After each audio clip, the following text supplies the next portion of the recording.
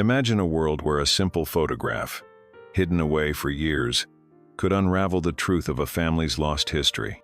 When a millionaire stumbles upon a long-forgotten family picture in the most unexpected place, it sets off a chain of events that no one saw coming. Maxwell Grant had it all: wealth, influence, and a sprawling mansion tucked away in the most exclusive part of the city.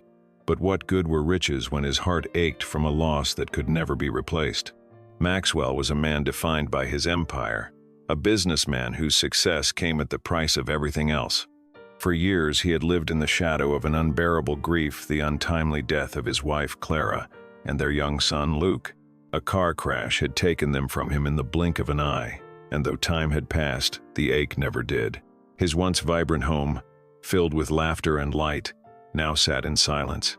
Maxwell's mansion, though grand in size, was empty of warmth, and the photographs of his lost family only served as cruel reminders of what he no longer had.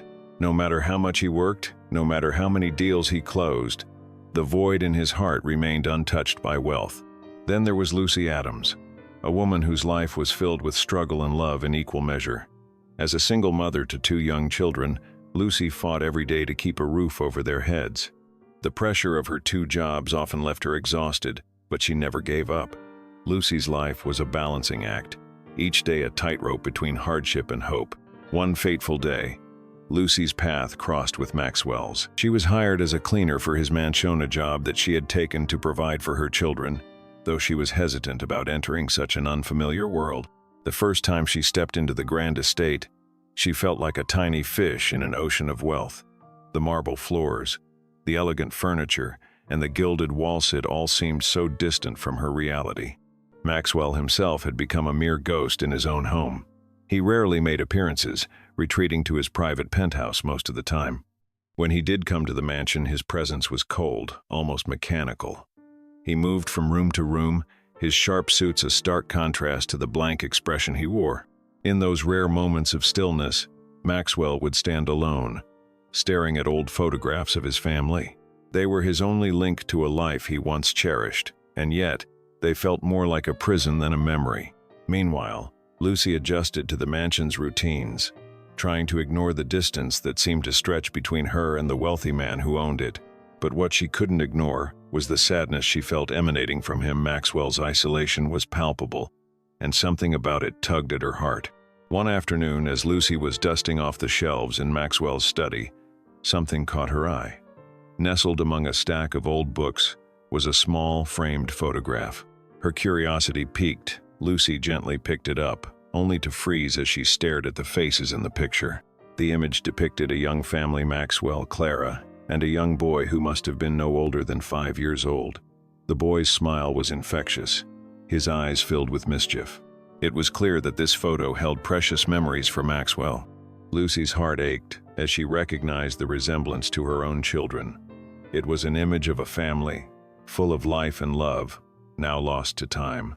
She wasn't sure what compelled her to take the photo, but she found herself clutching it tightly, as though it were her own.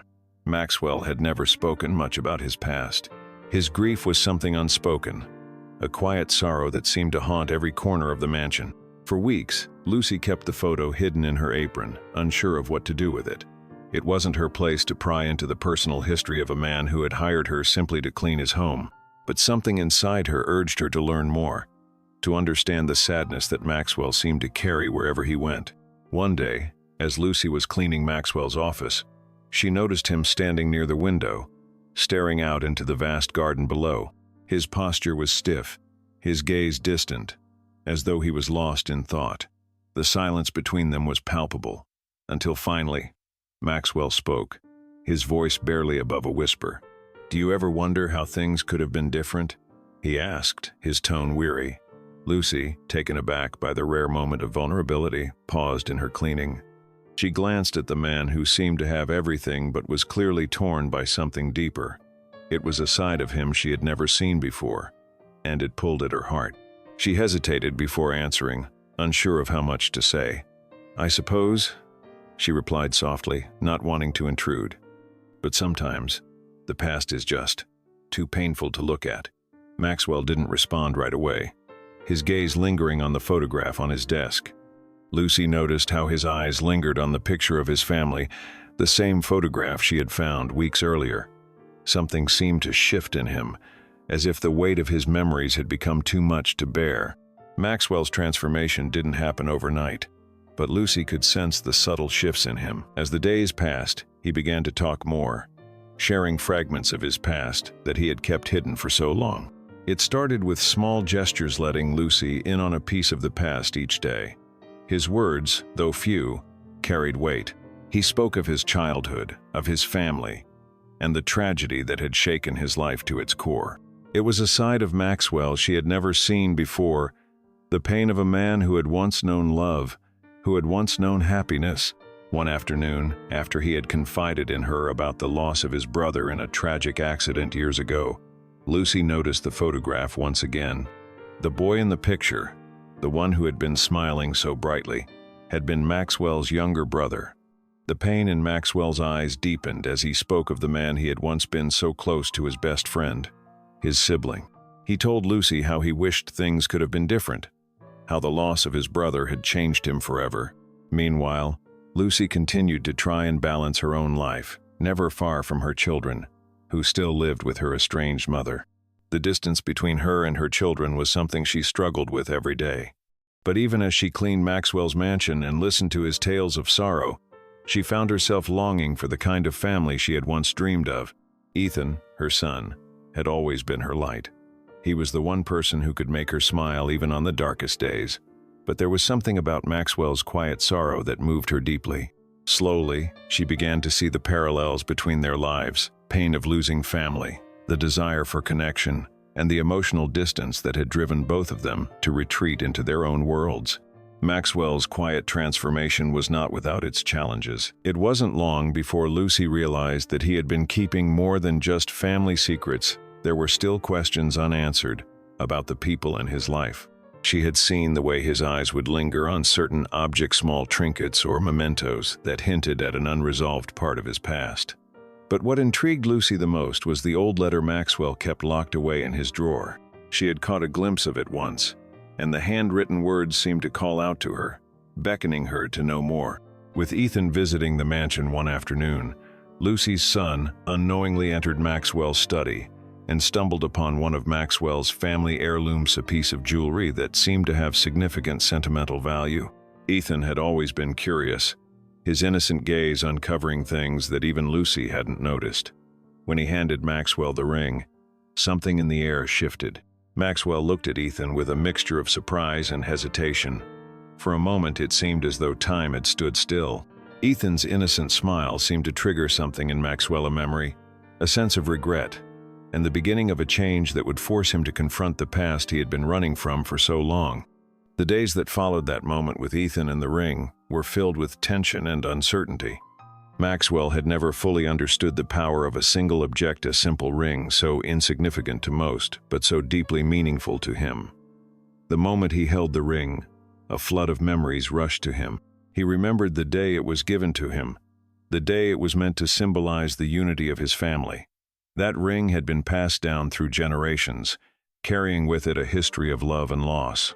It had always been a symbol of hope, a promise of connection, until it was lost in time and buried under the weight of grief. The truth about the ring slowly began to unravel. Maxwell couldn't escape it any longer, the long-buried emotions that had been shoved aside for years. He felt a growing sense of guilt, a deep shame for the family he had left behind, for the brother he had distanced himself from. The ring was not just a memento of his lost brother. It was a reminder of everything he had abandoned, every person he had turned his back on in the name of success and wealth. Lucy had been observant, and the pieces were starting to fall into place. She had always known Maxwell was hiding something, and now she was starting to understand the depth of his pain. But as much as she wanted to ask him about it, she knew that it wasn't her place to pry into his past. Still, the curiosity gnawed at her, and one day, after another long conversation about loss and regret, Lucy couldn't hold back any longer. She confronted Maxwell about the ring. Maxwell, usually a man of few words, struggled to explain the significance of the ring. He spoke of his brother, of how their bond had been broken when they had a falling out. It was a story of family betrayal, of miscommunication, and ultimately, of regret. Maxwell admitted to Lucy that he had been running away from the truth for years, hiding behind his wealth, behind his cold exterior, afraid to face the reality of what he had done to his family. The revelation hit Lucy hard. She realized that Maxwell wasn't the man he had once been. The pain in his eyes was real, the loneliness so profound that it threatened to swallow him whole. But there was also a quiet vulnerability in him now, a willingness to face the pain head-on and confront the past he had long avoided. As they talked, Ethan, innocent and unaware of the emotional weight of the conversation, walked into the room with a drawing he had made. It was a picture of a family: Maxwell, Lucy, and Ethan, standing together with their arms around each other, smiling. The simplicity of the image struck a chord in both Maxwell and Lucy. Ethan's innocence and unwavering hope seemed to pierce through the darkness that had shrouded Maxwell for so long. But their conversation was interrupted when Ethan suddenly collapsed to the floor, clutching his side in pain. Panic surged through Maxwell's veins as he rushed to Ethan's side, calling for help. It was in that moment, with Ethan lying unconscious in his arms, that Maxwell fully realized how much he had changed. The fear of losing Ethan was greater than any of the pain from his past. For the first time in years, Maxwell understood the true meaning of family and the lengths he would go to protect it. Maxwell stood frozen, the photo pressed lightly in his hands as he stared down at it. The light from the pawn shop's display case glinted off the glass frame, illuminating the faces in the photo: two young men, smiling, their arms around each other as they stood in front of a modest house. It was an image of innocence, of family bonds that had long since been severed. The photo captured a time Maxwell had buried deep in his past, when he and his brother Leo had been inseparable. As his fingers gently traced the edges of the photo, memories of his childhood flooded back: the laughter, the late-night conversations, and the dreams they had shared. But those days were long gone. Leo was gone, and so were the days of shared happiness. What remained now was only guilt and regret. Maxwell's heart pounded in his chest, his mind reeling with the realization that this image was not just a memory, but a reminder of everything he had lost. His brother had been the light in his life, the one person who understood him in ways no one else did. Yet their last conversation had been a bitter argument, a clash of egos, driven by pride and misunderstandings. He had never meant to lose Leo, but in the pursuit of wealth and success, Maxwell had neglected the one relationship that truly mattered. The shopkeeper, an older man with a weathered face, watched Maxwell closely. He had seen many people come and go, but there was something about the way Maxwell held the photo, something in his eyes, that told the shopkeeper this man was not just another customer. There was a pain here, a deep, unspoken grief. Maxwell's fingers clenched around the photo, the glass digging into his skin as he forced himself to look away. He had never been good at dealing with emotions, never allowed himself to grieve. He had built walls around himself, focusing on work, on accumulating wealth, on proving to the world that he was successful, that he was above the heartbreak of his past. But now, those walls were crumbling, and he was face to face with the raw reality of what he had lost. A rush of anger surged through him, anger at himself, at his pride, at the choices he had made. The photo was a symbol of everything he had sacrificed for his career, everything he had neglected in the name of ambition. But as the rage simmered, a cold truth settled deep within him. He couldn't undo the past. He couldn't bring Leo back. And the only thing left to do now was to confront the reality of what had happened. Maxwell took a deep breath, trying to steady himself, but the emotions were too overwhelming. His mind raced as he thought about how he could have prevented the fallout with Leo, how he could have been a better brother, a better person. The realization hit him hard. He had spent so many years chasing after material wealth, but it had come at the expense of the one thing that truly mattered: family. Maxwell's hands trembled as he slowly placed the photo back on the counter. He stared at it for a long time, his mind lost in a whirlwind of emotions. He wanted to look away, to ignore the reality it represented, but he couldn't. This was his past, a past he had long since buried under layers of success and power. Yet here it was, staring him in the face, reminding him of the one thing he had neglected all these years: the love of his family. The shopkeeper, noticing Maxwell's distress, cleared his throat. He had seen many customers over the years, but rarely had he witnessed such raw emotion. Maxwell's struggle was palpable, and the shopkeeper felt a strange pull to speak. "You know," he said, his voice low and gentle, "sometimes the past has a way of finding us, even when we think we've left it behind." Maxwell didn't answer. He couldn't find the words. He wanted to shout, to scream, to demand answers from the universe. But instead, he stood there, completely still, as the weight of the past pressed down on him. The shopkeeper's gaze softened, and he nodded toward the counter. "You were very close to him, weren't you?" Maxwell finally lifted his eyes, meeting the shopkeeper's gaze for the first time. He could see the understanding in the old man's eyes, and it struck him hard. How could this stranger know so much without saying a word? The shopkeeper's expression was not one of pity, but of recognition of the pain Maxwell had carried for years, hidden deep inside. Maxwell swallowed hard, trying to find his voice. I didn't protect him. I wasn't there when he needed me. I thought he was weak. I thought if I pushed him away, it would make me stronger." His words were barely a whisper, but they felt like a confession, a release of the guilt that had consumed him for so long. The shopkeeper didn't say anything in response.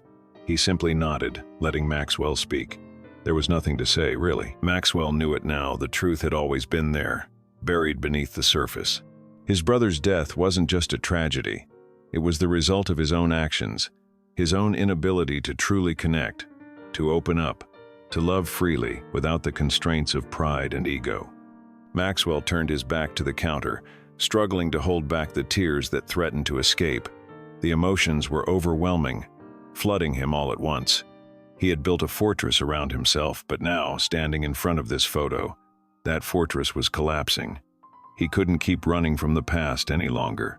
Just as the woman's calming presence began to settle Maxwell's mind, the sound of a door creaking open from the back of the shop interrupted them. Another man, much older, walked in, his eyes wide with surprise upon seeing Maxwell. The recognition was instant, and for a brief moment, the weight of history hung between them. Maxwell stiffened as the older man approached, his face a mixture of disbelief and confusion. "Maxwell? Is that really you?" the man asked, his voice shaking. Maxwell stood frozen for a second, feeling the floor shift beneath him. He hadn't expected this moment to come, hadn't prepared himself for the confrontation. But there he was, standing in front of the man who held the missing piece of his past, the man who had once been a vital part of his life. The older man's voice cracked again. "It's been so many years, I thought I'd never see you again. What happened to you? Where have you been?" Maxwell's heart pounded in his chest, each beat reverberating through his body like a drum. The old man's words seemed to hang in the air, thick with years of silence and lost time. His face, weathered and lined with age, was filled with both disbelief and longing. Maxwell took a shaky step back, his hands gripping the photograph tightly. He began, his voice breaking with emotion, but the words got stuck in his throat. It was like something inside him had been unlocked, the dam of unresolved feelings threatening to spill over. The older man's eyes softened, the years of bitterness and hurt melting away as he stepped closer. "I didn't know where you went," he said, his voice barely above a whisper. "After everything that happened, I thought you had abandoned us. But now, seeing you here, after all this time, it feels like I've been given a second chance." Maxwell looked down at the photo again, the image of his late brother staring back at him. The photo had triggered a flood of memories, the good ones and the bad, the moments of happiness, and those filled with regret. He had pushed all of this aside for so long, burying the pain beneath layers of work, wealth, and the illusion of control. But here, in the quiet of the pawn shop, surrounded by relics of the past, everything felt painfully raw and real. The woman, who had been quietly observing the exchange, stepped forward once more, her presence a calm contrast to the storm of emotion swirling in the room. She reached out gently, placing a hand on Maxwell's arm, offering him a silent but profound support. Her gesture spoke volume as she was there, no judgment, just compassion. And for the first time in years, Maxwell felt it. The weight of his guilt, the distance between him and his family, was beginning to shift. "I am sorry," Maxwell managed to whisper, the words coming out thick with emotion. "I didn't mean to hurt anyone. I didn't know how to deal with what happened, and I pushed everyone away." His voice faltered as the gravity of his own admission settled in. It felt like the first real step toward healing, the first acknowledgement that maybe, just maybe, he could make peace with his past. The older man reached out, his hands trembling slightly as he took hold of Maxwell's shoulders. "It's never too late to fix things," he said quietly, his voice filled with an unspoken understanding. "But it has to start with you. It's up to you to take that first step." Maxwell felt the weight of the words sink in. In that moment, as the past and present collided, he knew what he had to do. He couldn't undo the mistakes, the years of separation, or the harshness that had divided them. But he could begin again, and that was something worth fighting for. The shopkeeper, who had been quietly observing, nodded subtly. He had seen it before: people who were searching for closure, for redemption, for the chance to rebuild what was lost. And he knew that Maxwell was standing on the edge of something new, a chance to reclaim the family he thought he had lost forever. Maxwell's eyes filled with tears, but this time, they weren't tears of regret. They were tears of hope, of possibility. He looked at the photograph one last time and then gently placed it into the older man's hands. "I've spent so long running from my past, but I am ready to face it now. With you," he said, his voice steadying. The older man held the photograph close to his chest, his eyes welling up with emotion as he nodded. "It's all we can do. Start from here." The woman stepped back slightly, allowing them space, but her presence remained a steady anchor for Maxwell. She knew that the real work had only just begun, but for the first time in years, Maxwell seemed ready to embrace it. And as they stood together in the dimly lit pawn shop, the future, uncertain but full of promise, seemed just a little bit clearer. The dust had finally settled, but Maxwell's heart was still racing. He had spent years trying to outrun his past, drowning himself in the distractions of his wealth and success. Yet, standing in that pawn shop, holding the photograph of his lost brother, he had found something far more valuable than any material possession. He'd found a piece of his soul he thought he had lost forever. Maxwell left the shop with the old photograph carefully tucked inside his coat pocket, his footsteps heavy with the weight of the journey ahead. The woman who had been his silent observer had offered him no promises or guarantees, but her unwavering support had made all the difference. As they walked side by side, she didn't speak much. She didn't need to. The silence between them was filled with unspoken understanding, a bond formed through shared experiences and a mutual recognition of the pain they had both endured.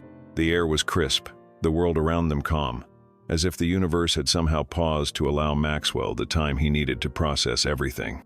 The city that had always seemed so loud and overwhelming now felt distant, as if Maxwell was seeing it with new eyes. As they arrived at Maxwell's mansion, he paused before entering. The towering walls of the house had once felt like a fortress, a place of isolation where he could hide from everything. But now those same walls felt more like a prison, a reminder of the years he had spent pushing people away. He knew it was time for a change, for a new beginning.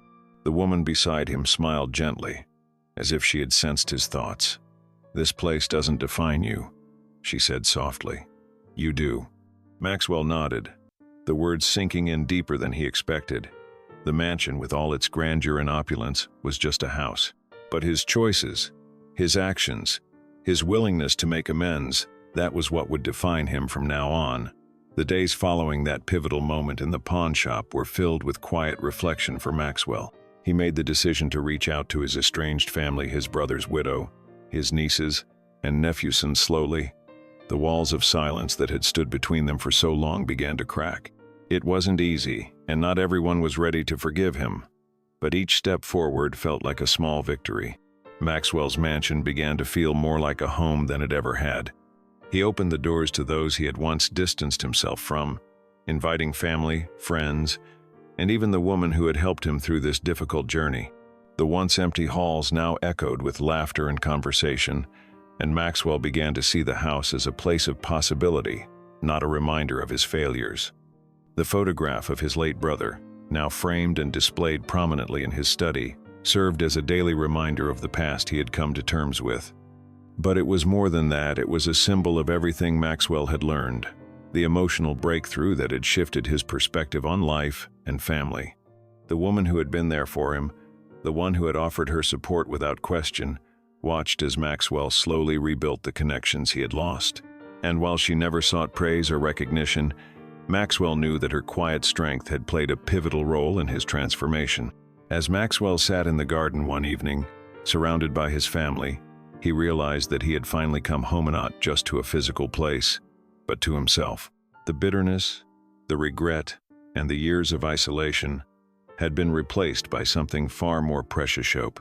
The road ahead was still uncertain, but for the first time in years, Maxwell felt ready to face it with an open heart. The woman sat beside him, her presence a calm reassurance as the sun dipped below the horizon. "You've made it this far," she said quietly, her voice soft but firm. "Now, it's time to live the life you were meant to." Maxwell looked at her and smiled, a genuine smile, the kind that had been absent for far too long. "Thank you," he whispered, his voice filled with gratitude, "for everything." And as the night settled around them, Maxwell knew that this was only the beginning of a new chapter, a chapter filled with love, redemption, and the promise of a future he had once thought impossible. The months that followed were a testament to the power of healing and redemption. Maxwell had made significant changes, both within himself and in the world around him. The once grand mansion, which had been a symbol of his loneliness, now felt vibrant and alive, filled with the sounds of family and laughter. Where silence had reigned for so many years, now there was warmth, real, palpable warmth. Maxwell had mended his broken relationships, reaching out to his family, and the reunion had been slow but meaningful. It wasn't always easy. Not everyone could forgive the past so easily. However, with each step forward, Maxwell proved that he was more than just the man who had pushed people away. He was someone capable of growth, someone willing to open his heart and make the changes necessary to rebuild what had been lost. He had also begun a project that reflected his deep sense of regret and his desire to make up for the years he had spent isolating himself.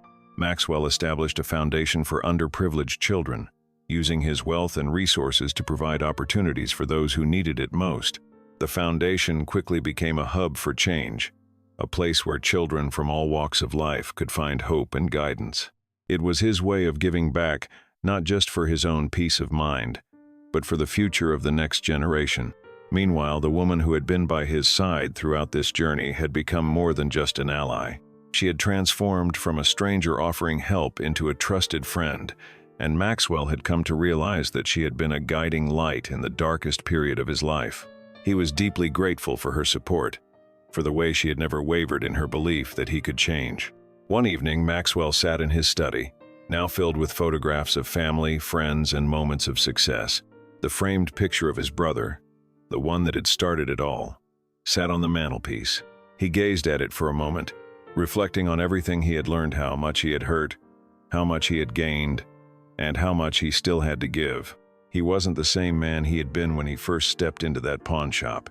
He wasn't the lonely billionaire hiding from his past anymore. He had opened his heart, repaired his relationships, and found a purpose far beyond his wealth. But perhaps the most significant change was the way he had come to understand what truly mattered: love, connection, and the ability to forgive. As he sat there, a soft knock on the door interrupted his thoughts. It was the woman, standing in the doorway with a gentle smile on her face. Maxwell stood up and motioned for her to come in. They exchanged no words, but the mutual understanding between them was enough. Their journey together had brought them to this moment of calm after the storm, a moment of quiet reflection on all that had been accomplished. Maxwell had come to realize that life wasn't about the things you accumulate or the accolades you receive. It was about the people you meet along the way, the connections you form, and the way you choose to make a difference in the world. The mansion, the foundation, the new relationships, all of it was proof that even in the face of overwhelming loss, there was always a chance for redemption, for starting over, and for rebuilding something beautiful. In the final moments, Maxwell walked outside into the garden, where the evening sun cast a golden glow over the space. His family had gathered, laughing and talking while the children played nearby. The warmth of the moment filled him with a deep sense of peace he had long been searching for. As he stood there, watching the scene unfold, Maxwell knew that he was finally home. The woman joined him outside, and they both stood in silence, watching the life they had built together. No words were needed. It was clear that the road ahead, though uncertain, would be one filled with hope. They had come full circle, and for the first time in a long time, Maxwell was content. Sometimes, he thought to himself, the people we least expect to make an impact are the ones who change us the most.